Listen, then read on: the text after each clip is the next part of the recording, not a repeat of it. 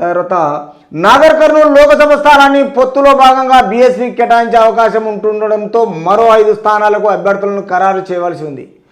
Already మాయావతితో మాట్లాడి RS Praveen గారికి నాగర్ కర్నూలు ఏరియాలో లోకసభ స్థానానికి మిత్రపక్షంగా పొత్తు ఏర్పాటు చేసుకున్నారు. తర్వాత అభ్యర్థులను ప్రకటించవలసిన నియోజకవర్గాల జాబితాలో హైదరాబాద్, సికింద్రాబాద్, నల్గొండ, భువనగిరి, మెదక్ ఉన్నాయి.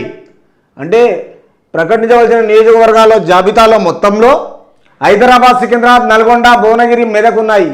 ఈ 5 నియోజకవర్గాల్లో వాళ్ళే ఉన్నారు. కాంగ్రెస్ జాబితా వెలువడిన తర్వాత మిగతా నియోజకవర్గాల్లో అభ్యర్థుల పేర్లను ప్రకటించాలని కేసీఆర్ భావిస్తున్నట్టు సమాచారం. ఇప్పటి వరకు బీజేపీ మొత్తము కరెక్ట్గా ప్రకటించింది. తిరిగి కాంగ్రెస్ 4గురినే ప్రకటించింది. బీఆర్ఎస్ వెనక ముందు ఎందుకు అవుతుందంటే అక్కడ క్యాండిడేట్ను బట్టి, నియోజకవర్గాన్ని బట్టి వాళ్ళ తర్వాత మేము చూసి చేయొచ్చని కాపీ కొట్టే స్టైల్లో బీఆర్ఎస్ ప్రభుత్వము కల్వకుంట్ల చంద్రశేఖరరావు ఒక పన్నాగం పన్నుతున్నారు. ఇది గమనించవలసిన విషయము. ఆలోచన చేయండి. తిరిగి ఈ విషయంలో అభ్యర్థుల ఎంపిక ప్రక్రియ కొలిక్కి వస్తున్న నేపథ్యంలో ఎన్నికల ప్రచార సభలో షెడ్యూల్కైనా కేసీఆర్ కసరత్తు చేస్తున్నారు. అంటే ఈ విషయంలో ఎన్నికల కోడ్ దగ్గర వస్తుంది కాబట్టి ఎన్నికల కోడ్ వచ్చిన నేపథ్యంలో ఎన్నికల ప్రచార సభల షెడ్యూల్ పైన కేసీఆర్ ఇంకా కసరత్తు చేస్తున్నారు. చేవెళ్ల లోకసభ స్థానంలో పరిధిలో ఈ నెల 23న బహిరంగ సభ నిర్వహించేందుకు బీఆర్ఎస్ సన్నాహాలు చేస్తుంది. అంటే ఎక్కడైతే ఖరారు చేస్తున్నారో ఆ నియోజకవర్గాలలో బహిరంగ సభలు ఏర్పాటు చేస్తున్నారు. కాబట్టి అభ్యర్థులు ఖరారైన చోటే బహిరంగ సభలు.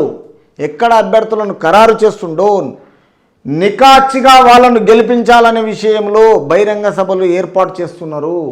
తర్వాత ప్రచార షెడ్యూల్ స్థానికంగా సమన్వయ సమావేశాలు ఏర్పాటు చేసుకోవాలని ఆదేశించారు. అంటే షెడ్యూల్ స్థానికంగా సమన్వయ తర్వాత సమావేశాలు కూడా అన్నిటికీ ఏర్పాటు చేసుకొని ఆదేశించాలి.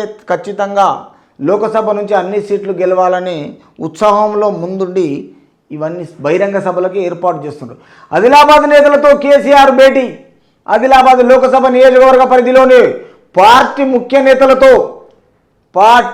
నేతలతో అందరితో కలిసిండు. కానీ ఈయనకు మల్కాజ్గిరి లోకసభ అభ్యర్థి నుంచి రాగిడి లక్ష్మారెడ్డి, తర్వాత సక్కు, తర్వాత ఈ 5 నియోజకవర్గాలలో సికింద్రాబాదు, నల్లగొండ, హైదరాబాదు, భువనగిరి, మెదకు ఈ నియోజకవర్గాలలో ఖరారు చేసి రేపు బహిరంగ సభలు పెట్టి గెలిపించుకోవాలి. ఏదో సత్తా చాటుతో బీఆర్ఎస్ పార్టీని బలోపేతం చేసే ఆలోచనలో ఉన్నారు తెలంగాణ మాజీ సీఎం కల్వకుంట్ల చంద్రశేఖరరావు. కాబట్టి ఈ విషయంలో ప్రజలే నిర్ణయం తీసుకొని ఎవరిని గెలిపించాలి, ఎవరు చేస్తున్నారు, మనకు ఏ పార్టీ కరెక్టు ఆ పార్టీకి మనం సరి అయిన న్యాయం చేయాలని ఆలోచన చేయండి.